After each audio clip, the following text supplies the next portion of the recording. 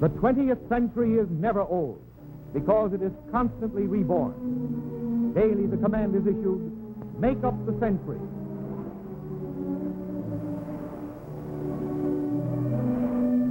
A command that takes more than 3 hours to fulfill. Not an inch is neglected inside or out. No rooms in home or hostelry are scrubbed and rubbed daily to such a point of freshness and inviting cleanliness. The century is immaculate when a veritable army of experienced workers have finished their appointed task.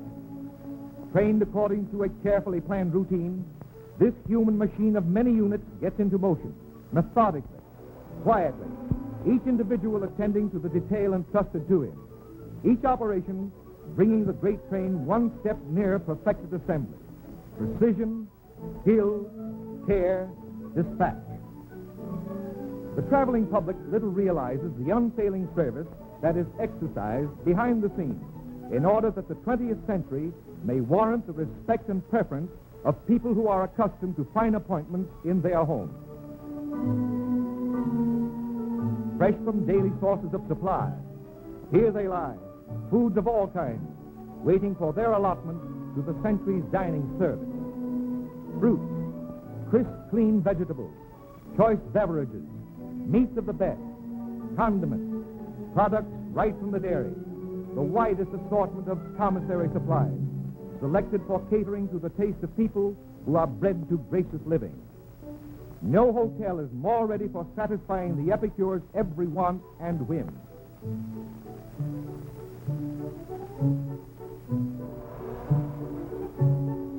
The quality of these fine foods is matched by their meticulously careful handling, with every precaution for cleanliness.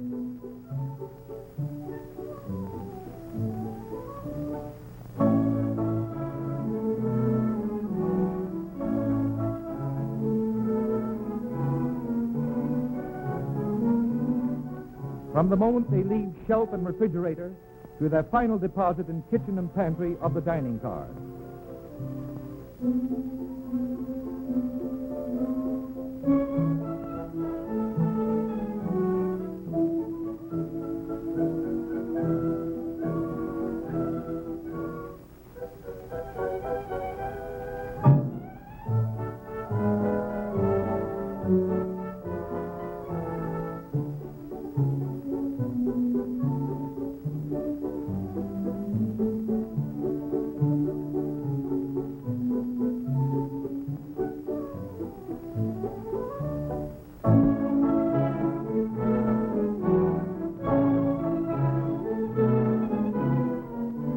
Everyone at his post, immaculate.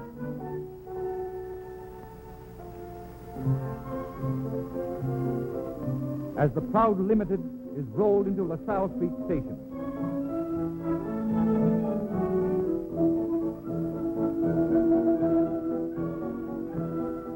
With carpets laid for those who are about to enjoy its bright and spotless accommodations.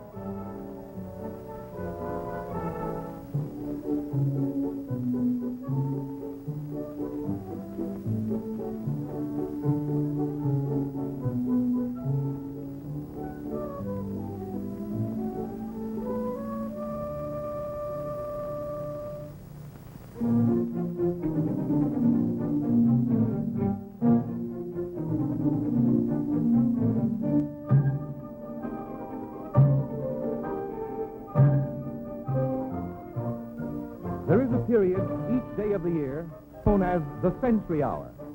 Here in Chicago, as in New York and Boston, people gauge their movements, their appointments, their mail by observing the Century Hour.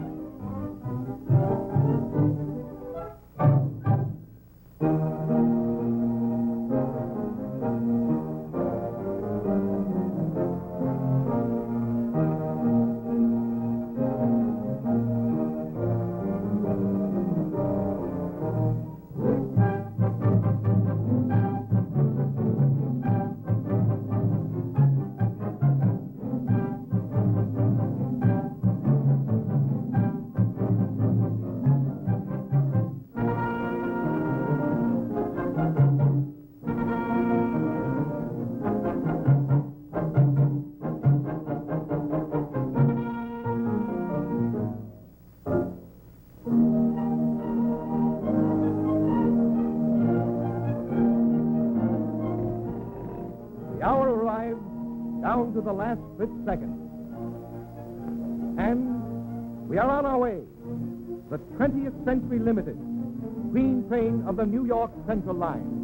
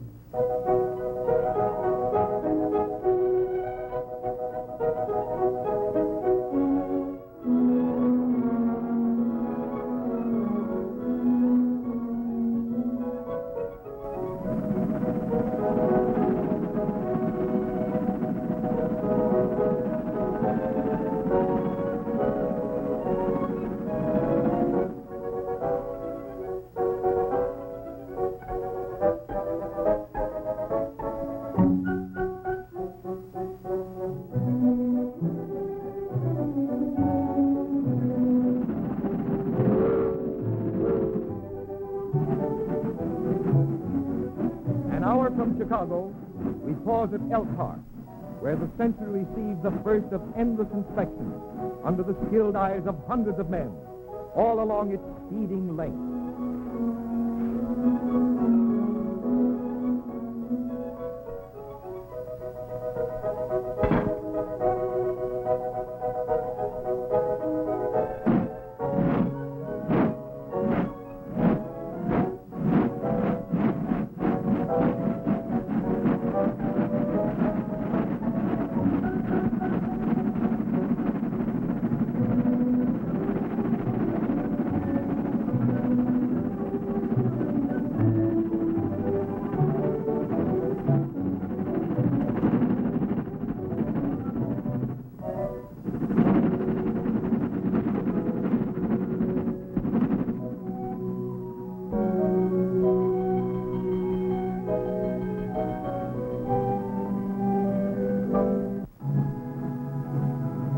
Early evening, just a few minutes at Toledo. Time enough for securing today's papers from New York, or for a short turn up and down the platform, while still another corps of workers busy themselves at the Century's never-stopping inspection. Then, once more, the Century rolls on.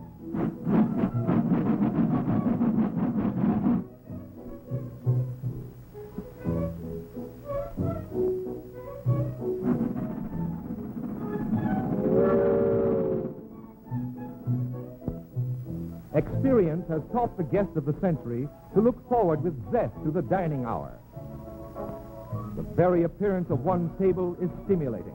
Selections are made, glasses raised for gracious toast. Professional service by professionals, trained in the serving of fine food.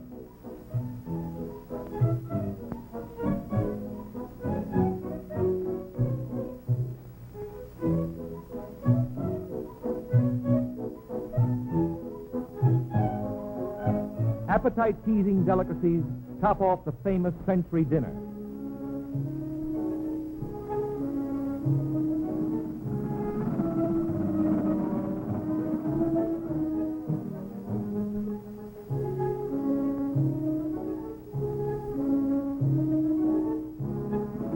As soft light glows, comes the fall of night. Some indulge in their own forms of diversion.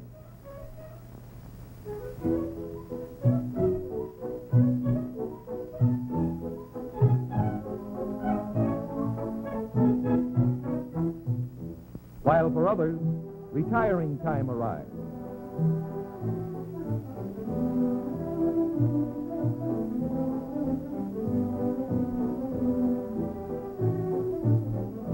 Fresh, clean, and invite repose. In drawing rooms, compartments, individual bedrooms, and spacious berth, refreshing rest is assured on the Century. Asleep or awake, Century travelers revel in the freshness of pure filtered air. In every car, day or night, winter or summer. Ideal traveling comfort for the 20th century is air-conditioned from end to end.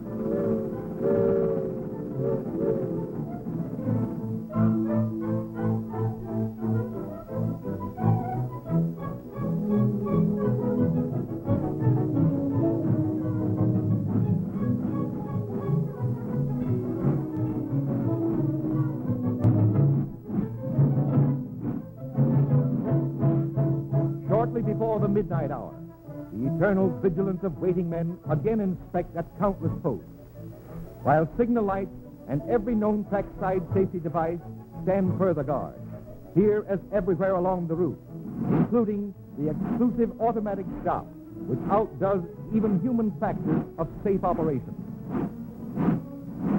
And here it is that 2 centuries pass in the night. One bound eastward,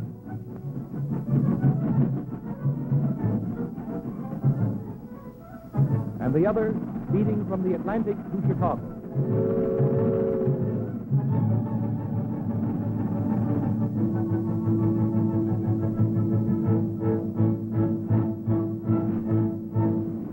Here, the New England and Boston section leaves the New York Central line.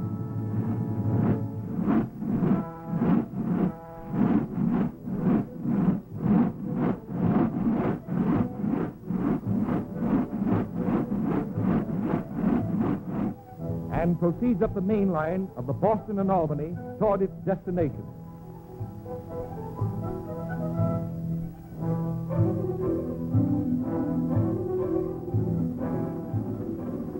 The New York section turns down for its final run along the course of the broad-flowing Hudson, famed in history and literary fable.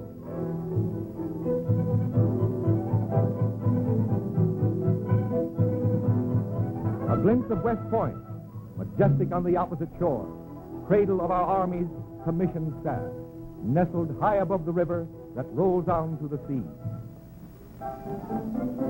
Framing vistas of supreme beauty in our windows,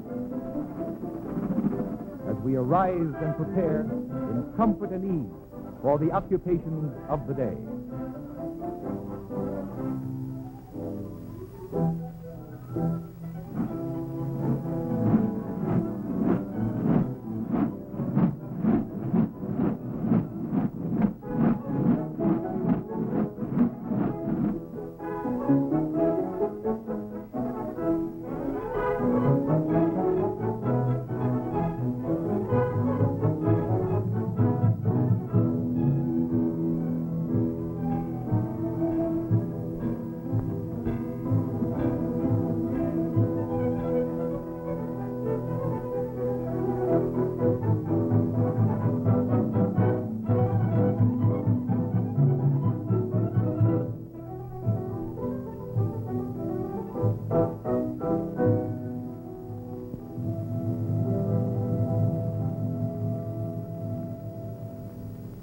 Entering the Park Avenue Tunnel, an open, airy, spacious passage to the northern part of the city. While above us, mighty monarchs of architecture tower to the clouds, and streets pulse with a surge of a new day's task.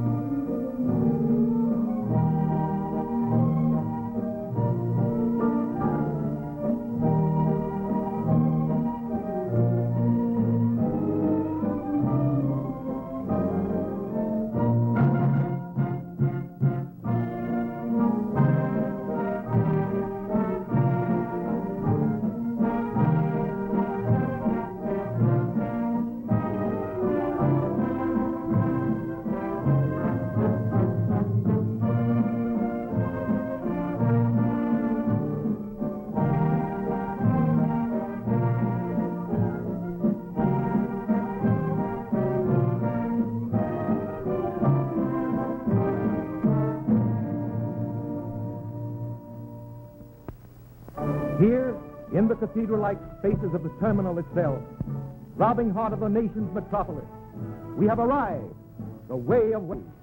New York, by way of the 20th century limits,